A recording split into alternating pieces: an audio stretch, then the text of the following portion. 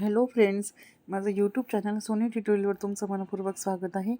आज आपण TYBA English 306 या बुक्समधून IMP बघणार आहोत. अभ्यासाला सुरुवात करण्याआधी तुम्ही माझ्या चॅनलवर जर नवीन असणार चॅनलला सबस्क्राईब करा, व्हिडिओला लाईक करा आणि तुमच्या फ्रेंड सर्कलमध्ये शेअर करा. तर चला आता आपण IMP प्रश्न बघू. तर मी तुम्हाला संभाव्य प्रश्न सांगत आहे 40, 20, 20+20 याच्यातून तुम्हाला प्रश्न येण्याची शक्यता आहे. तर चला आता आपण प्रश्न बघू. या विभागात प्रामुख्याने तुम्हाला उतार्याचे आकलन आणि लेखन कौशल्यावर आधारित प्रश्न विचारले जाणारे. प्रश्न पहिला आहे, read the given unseen passage carefully and summarise its core theme in your own words. प्रश्न दुसरा, तुम्हाला स्क्रीनवर दिसतच आहे प्रश्न, तर मी तुम्हाला वाचून दाखवत आहे. दुसरा प्रश्न, what is skimming and scanning in reading, explain how this techniques help in improving reading speed. पुढचा प्रश्न तिसरा, elaborate on the process of writing an official email, write a sample email to a manager requesting a week's leave.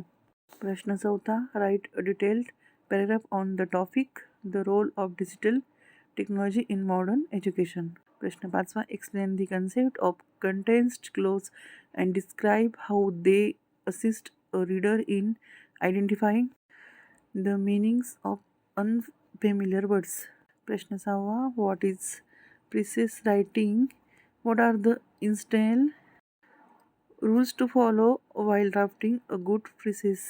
काही असल्यामुळे तुम्हाला पटापट प्रश्न वाचून दाखवते, तुम्ही थोडं व्यवस्थित स्क्रीनवर बघून अभ्यास करा प्रश्नांचा. पुढचा आहे कम्युनिकेशनवरती आहे प्रश्न. Distinguish between active voice and passive voice with suitable examples, convert the following sentence into passive voice. प्रश्न आठवा, explain the difference between direct and indirect speech, convert a conversation dialogue into respect speech. Reported speech होतं. नंतर 9, discuss the importance of tense in English grammar, provide 2 examples each for present perfect and past continuous tenses.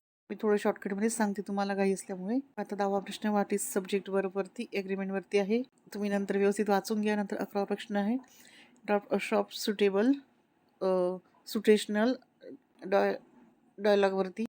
नंतर पुढचा प्रश्न आहे, what is the group decision, explain the इन्स्टिनल. पुढचा प्रश्न आहे 13वा, elaborate on the central theme of the prescribe men. त्याच्यावरती 14वा आहे, sketch the character of the. 15वा प्रश्न आहे, what is the significance of the title of the drama play included in your English. नंतर 16वा प्रश्न आहे, what are the major challenge, त्याच्यावरती आहे. प्रश्न प्लीज तुम्ही वाचून घ्या. Explain the difference between literal translation, कारण वेळ कमी असल्यामुळे मला इतर विद्यार्थ्यांचा पण IMP सांगायचे आहे. पुढचं आहे 18 ट्रान्सलेट झालं. 19 define the terms figure of the स्पीचवरती. नंतर पुढचं आहे 20वा शेवटचं, डिस्कस हाऊ द कल्चर बॅकग्राऊंडवरती. आता परीक्षेसाठी काही महत्त्वाचे टिप्स, वेळेचे नियोजन करा, जसं की प्रत्येक 5 गुणासाठी 7 8 गुणासाठी असतो. व्याकरण, भाषांतराचे प्रश्न आणि मूळ वाक्याचा अर्थ न बदलता वाक्यरचना इंग्रजी व्याकरणानुसार योग्य होईल याकडे लक्ष द्या. पॉईंट्स, उत्तरे, दीर्घोत्तर प्रश्नांची उत्तरे लिहिताना मुख्य याच्यावरती तुम्ही अधोरेखित करून व्यवस्थित लिहा. तसं चला पुढचा प्रश्न बघू. अजून +20 आहे, what are the major characters of, त्याच्यावरती एक हे. कारण मी जरी प्रश्न नाही वाचले तरी तुम्ही व्यवस्थित वाचले पाहिजे, कारण उत्तर पेपर तुम्हालाच द्यायचं पेपरामध्ये. उत्तर तुम्ही व्यवस्थित वाचा आणि लक्षात ठेवा. Define the term novel and discuss its essential elements, plot. तर explain the difference between and tragedy and, त्याच्यावरती discuss the historical background and major literary features वगैरे. नंतर पुढचा, what is the soliloquy, explain its dramatic importance in a play. लगेच पुढचा आहे, write a detail critical appreciations of any major poem वगैरे. Discuss the theme of nature as, तर त्याच्यावरती एक how do poets use imagery. पुढचा आहे परत, explain the central theme and emotional intensity found is the poetry of John Keats. नंतरचा आहे analyse the conflict between human emotion and the material words in the. पुढचा आहे प्रश्न, draw a detail character sketch of the फोटोएन्स्ट. 12-13 तुम्ही बघून घ्या. परत पुढचा 14वा 14-15 पण बघा की डिस्कस दी सोशल और कल्चर बॅकग्राऊंड.